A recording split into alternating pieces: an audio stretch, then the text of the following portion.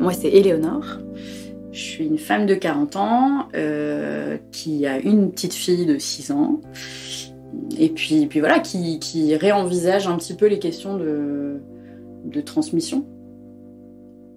La transmission mère-fille, moi, je l'envisage d'abord vis-à-vis de ma mère, après vis-à-vis de ma fille. Mais c'est vrai que tout de suite, ça réouvre la question du décès de ma mère.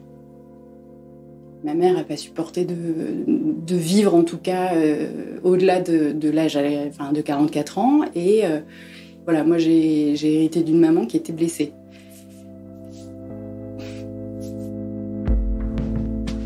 Léo, je l'ai rencontré pendant nos études.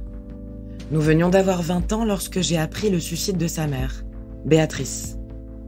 Je me souviens m'être demandé comment on pouvait se remettre de ça, d'un départ aussi brutal. Mais Léo, c'est une combattante. Avec les années, elle est parvenue à accepter le choix de sa mère et à dompter ses angoisses de mort. Un long travail qui lui a permis de construire sa vie de femme et de devenir mère à son tour.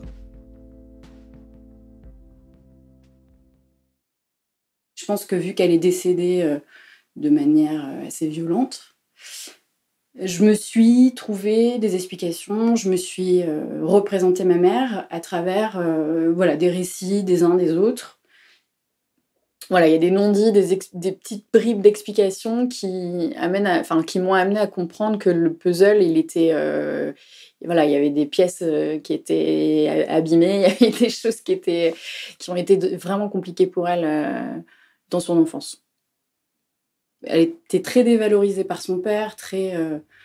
il y a quelque chose dans cette famille, en tout cas de ce côté-là, du côté de mon grand-père, il y a eu un truc qui est passé. Je soupçonne de la maltraitance physique, un peu. Beaucoup de maltraitance psychologique, je pense. Elle était très abîmée dans l'estime d'elle-même. On lui a... je crois que mon grand-père, en tout cas de ce que je me rappelle, lui disait qu'elle était pas jolie. Ce genre de choses qui aident pas vraiment à se construire. Et je pense que pendant les 25 ans qui ont suivi le moment où elle a quitté sa famille pour être avec mon père, elle a fait que essayer de reprendre son souffle, en fait.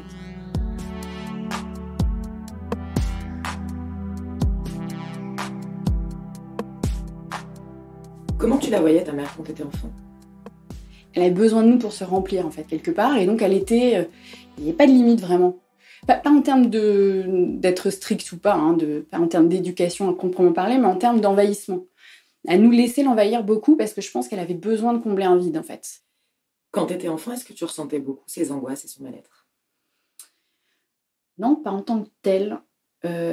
Par contre, moi, j'étais vachement désorientée. Ma mère changeait vachement d'humeur. Alors ça m'a complètement perdue. C'est-à-dire le passage c'est-à-dire que le lendemain, le même truc pouvait être dramatique que la veille, ça l'aurait pas du tout été. Ça, c'est hyper compliqué à gérer quand on est enfant. Et puis après, ado, on était vraiment... Enfin, les gens nous prenaient pour des sœurs, en fait. Donc ma mère faisait très très jeune, en plus. On avait quand même 25 ans d'écart, mais on nous prenait pour des sœurs. C'était ma mère, mais elle avait ce côté très juvénile, en fait. Et du coup, oui, on clopait ensemble, on prenait le café ensemble pendant des heures à parler. Enfin, il y avait vraiment ce côté très complice. Et ouais. Comment s'est passé ton départ de la maison dans ta relation avec ta mère ? Très intéressant comme question, parce que je n'ai pas pu partir de la maison. Parce que ma mère ne pouvait pas me voir partir de la maison. C'était pas possible, quoi. C'était pour elle, c'était... Et d'ailleurs, je me la revois même pas elle me le dire, en fait. C'est mon père qui m'a dit c'est pas possible pour ta mère, c'est pas possible de te voir partir, en fait. Et du coup, on avait la chance d'avoir une grande maison avec une dépendance dans le jardin, donc du coup j'étais dans la dépendance, donc j'étais pas indépendante, j'étais dépendante. Donc voilà, la parade c'était ça, c'était en gros on va te faire la chambre dans la dépendance du jardin. Bon, au final c'était cool, mais c'était vraiment symbolique, quoi. C'est-à-dire symboliquement j'étais encore dans la dépendance. Ça ne pouvait pas me laisser partir. Tu lui en as voulu ? Ah ouais, j'étais super enragée. D'ailleurs, j'ai fait une crise de nerfs, un truc qui m'arrivait jamais, qui m'est jamais re-arrivé. Mais j'ai tellement pas compris. Je me revois dans la cuisine, je l'ai regardée, je me disais, mais là, on ne se comprend pas, quoi. Et c'est après qu'on reconstitue les choses. On se dit, attends, du coup, il y avait une fragilité. Et oui, certainement, je l'ai vue. Mais non, j'en avais pas conscience parce que pour le coup, je pense que elle s'est jamais laissée aller avant ça à nous montrer sa faiblesse. C'est-à-dire qu'elle le gardait. Et ça, c'est vraiment une des choses les plus, je pense, précieuses qu'elle a su nous offrir avec mon père. C'était vraiment de nous préserver des problèmes des adultes. C'est-à-dire que les adultes, ils gèrent leur vie entre eux. C'était pas du tout un secret, mais c'était juste pas nos affaires. Et en fait, ça nous a préservés dans le sens où on n'a pas eu à porter ma mère. Et on n'a pas eu à porter son chagrin. Et ça, c'est absolument énorme. C'est-à-dire qu'elle était à la fois, j'en ai conscience maintenant, dans une grande détresse, et en même temps, elle a su complètement nous protéger. J'ai ouvert les yeux sur sa fragilité, donc c'est devenu une réalité à partir du moment où elle a fait sa première tentative de suicide, ça c'est sûr.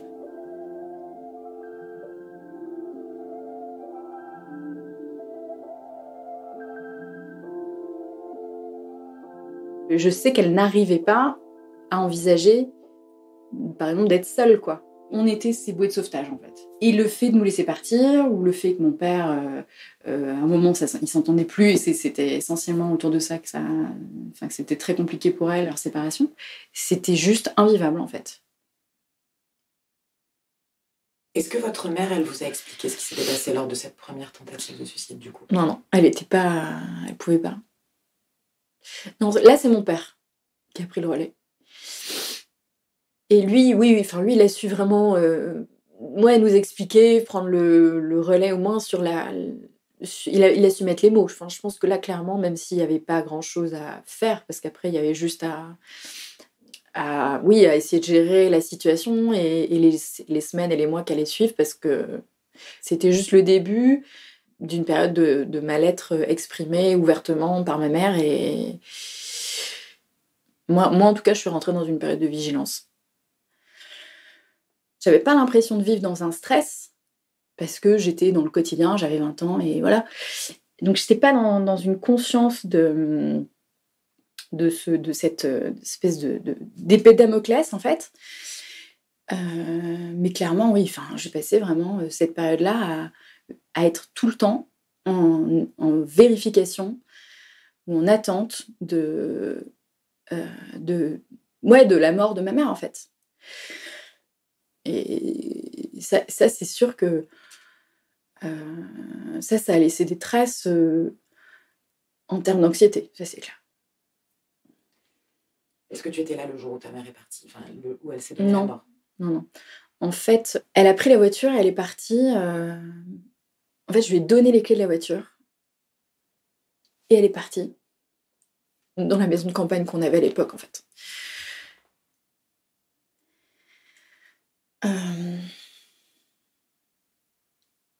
Et puis, elle est pas rentrée, quoi.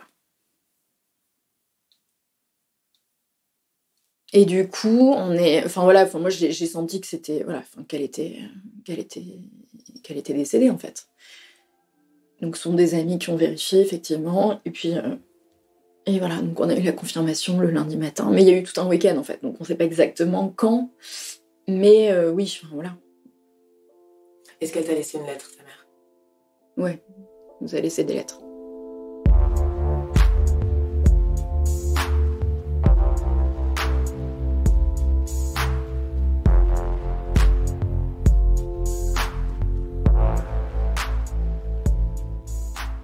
J'ai beaucoup parlé avec mon père après le décès de ma mère franchement, l'année qui a suivi, j'ai énormément parlé. Ouais, je pense que ça a été vraiment important pour arriver à passer... Enfin, en tout cas, moi, j'avais besoin de cette période-là, de mettre énormément en mots, pour exorciser un peu et pour arriver à une forme de contrôle, en fait, je pense, de ce qui s'était passé. Arriver à percevoir, comprendre, et pas être juste dans une soumission à la fatalité de ce qui était arrivé, en fait. Être vraiment dans une forme de prise de contrôle sur les événements en disant « Ok, maintenant, j'ai compris pourquoi. Donc, ça fait moins mal. » J'ai eu après une grosse année j'ai eu beaucoup d'angoisse et d'anxiété et effectivement un moment de déprime important. Mais j'ai vraiment l'impression d'avoir pu avancer et d'avoir vraiment reconstruit, de m'être reconstruite en fait. Le degré d'anxiété que j'ai vécu en fait, c'est tellement violent. Je pense qu'il y a un moment où j'ai vraiment décidé d'être d'être bien, quoi. J'ai vraiment décidé à un moment d'être heureuse. Et du coup, j'ai vraiment l'impression que je le dois que à cette décision-là, en fait.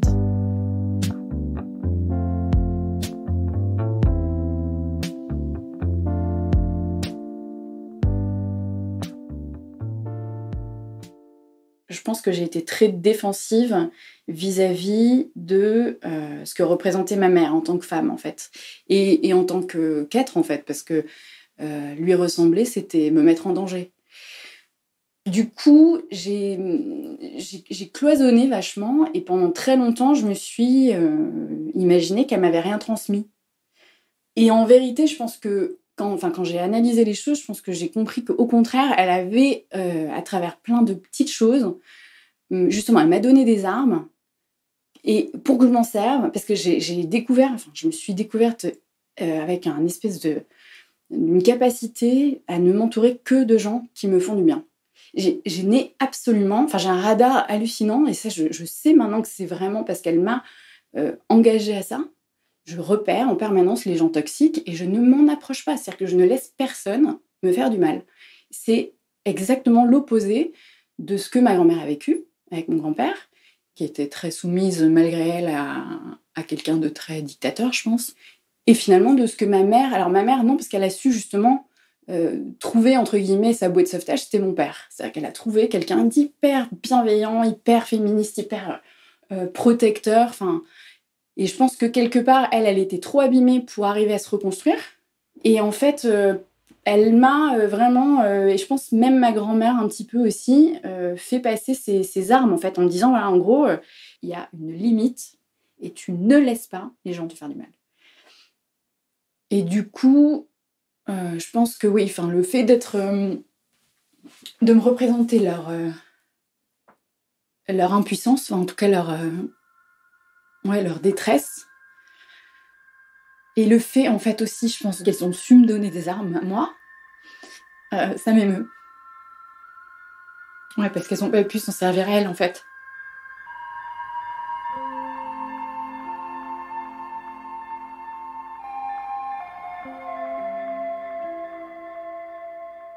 Est-ce que quand tu étais enfant, tu te projetais en tant que mère, toi, déjà? Moi, depuis que j'ai 8 ans, je suis maman dans ma tête. Hein. Et puis vraiment, Jade, c'était le bébé voulu, quoi. Vraiment, très rapidement, mais je pense parce qu'on était aussi âgés. Donc, j'étais femme déjà, j'avais pas 20 ans. David, pareil, il a 7 ans de plus que moi, donc c'était vraiment mûri, on savait ce qu'on faisait. Et avoir un bébé ensemble, tomber enceinte au bout de 3 mois, c'était pas un truc qui nous effrayait, quoi. Est-ce que tu as beaucoup pensé à ta mère pendant ta grossesse? Ma mère ne m'a pas manqué après son décès. À nouveau, c'est très défensif, je pense. C'est-à-dire que c'est comme si j'avais accepté qu'elle m'avait donné tout jusqu'à cette période-là et qu'il y avait rien qui avait manqué. Parce que c'est comme ça. Et du coup, elle m'a pas manqué pendant ma grossesse. Par contre, il y a un truc qui s'est passé, c'est que entre sa première tentative de suicide et son décès, pendant quasiment 9 mois, j'ai systématiquement vérifié tous les matins si sa voiture était là.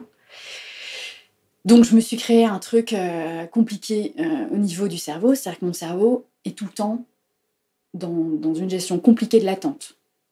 Parce que l'attente, c'est l'attente de la mort, en fait.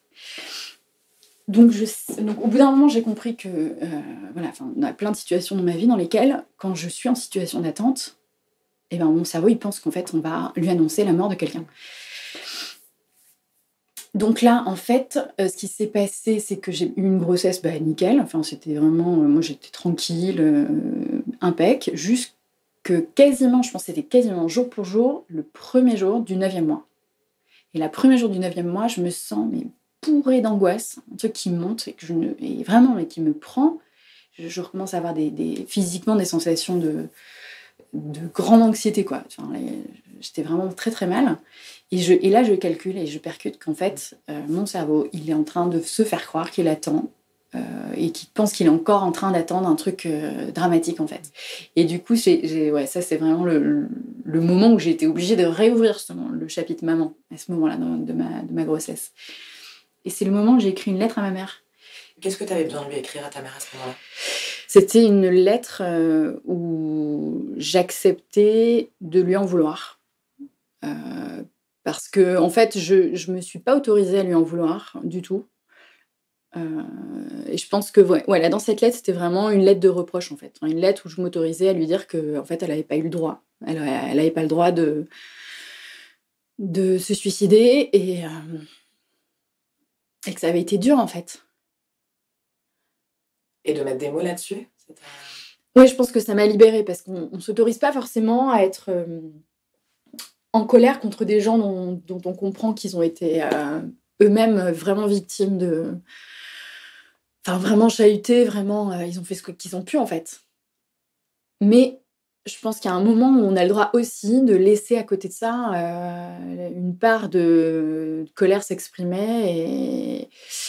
Et je pense que voilà, la lettre à l'absent, en fait, en fait, elle a une vraie vertu là-dessus. Elle a vraiment, elle redonne la possibilité de dire et de répondre. C'était pas anodin que ce soit, je pense, à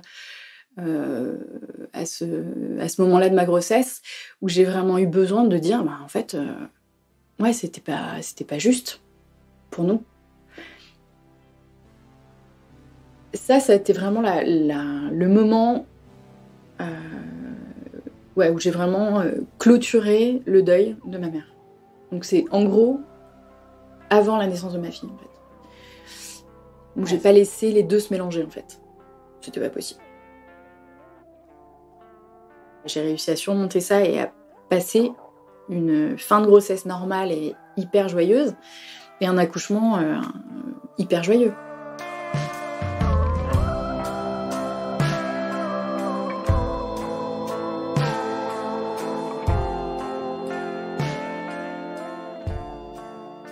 T'as l'impression d'être devenue la mère que tu t'étais imaginée être?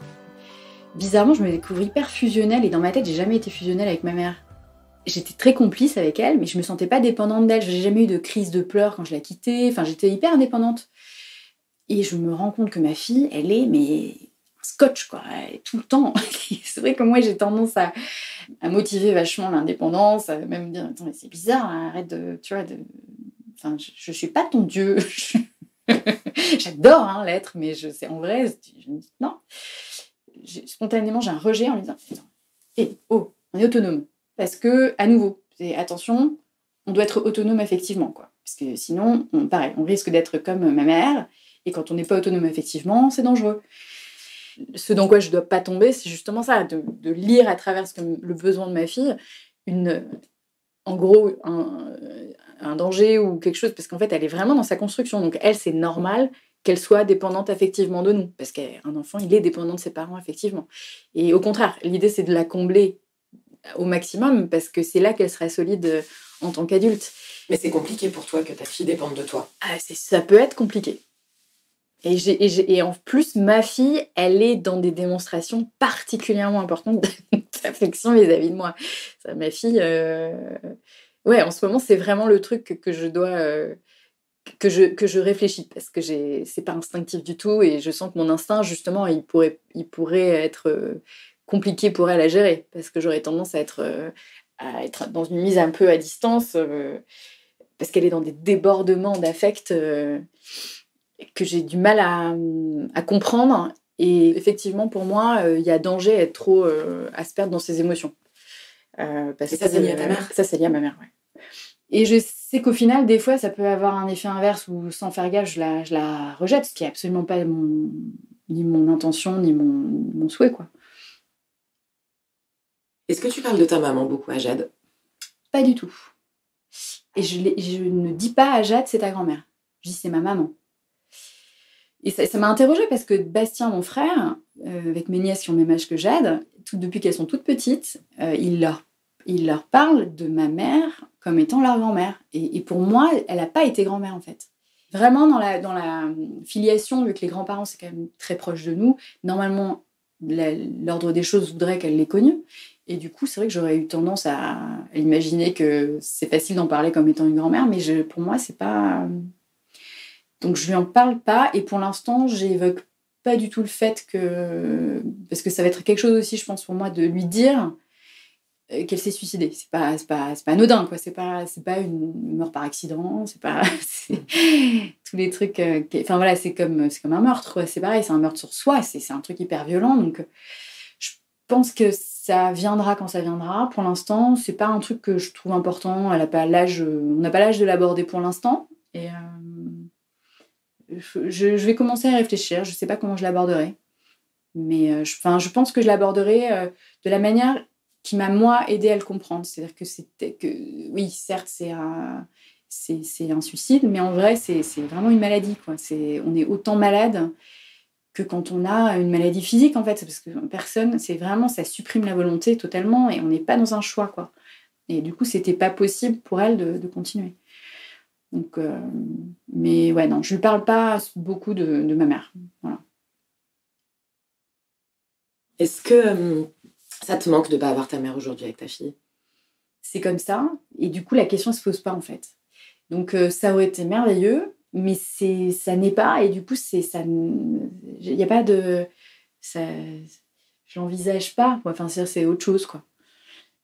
Voilà, je pense qu'après, j'arrive du coup, à reconstituer aussi une cellule familiale avec notamment justement la mère de mon compagnon qui est vraiment une femme aussi, dans cette lignée où il n'y a pas de grand-mère de mon côté. Il y avait ma grand-mère aussi, jusqu'à récemment, qui était très importante dans ma vie, donc la mère de ma mère. Ce trou-là, je l'ai comblé différemment. Puis voilà, du coup, j'ai une notion de la famille qui va être un peu rafistolée, et puis ça ne me dérange pas, en fait. C'est pas une place sacralisée, c'est vrai que ma mère n'est plus là, et du coup, il y a d'autres femmes qui vont, chez qui je vais prendre des choses, et avec qui sur lesquelles je vais me retrouver, et puis je vais du coup me construire un héritage différent, en fait, avec d'autres femmes. Voilà, je crée du lien avec ce qu'on a autour, et du coup, c'est très joli aussi, quoi. C'est vraiment... on recompose une famille qui n'est pas strictement... traditionnelle avec qu'il faut dans les bonnes cases. Mais voilà, et puis du coup, ça donne aussi à Jade une configuration familiale qui est comblée, quoi. Enfin, qui est toute pleine. Il n'y a pas d'absence, en fait. Si tu devais t'adresser à elle aujourd'hui, qu'est-ce que tu aurais envie de lui dire? J'aurais envie de lui dire que je suis heureuse. Et que...